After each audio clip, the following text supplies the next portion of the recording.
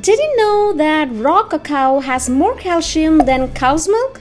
Cacao powder is 160 milligrams while cow's milk has only 125 milligram per 100 gram serving.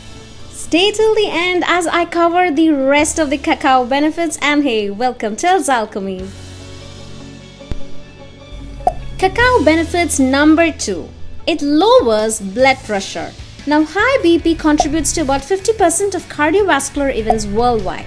But cacao powder is packed with flavonoids, and flavonoids have been shown to help lower the blood pressure. Cacao benefits number 3. The ORAC value, which represents an antioxidant capacity of a food source, is around 95,000 for cacao powder, which is about 40 times the antioxidants of blueberries. But this one drops to 26,000 for cocoa powder. So quite the difference, and all the more reason as to why we should replace cocoa powder with cacao powder.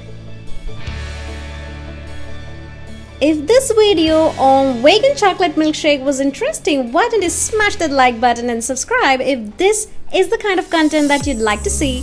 And meanwhile, check how to lose weight in a healthy way, or a couple of plant-based recipes, and until next time, see you later.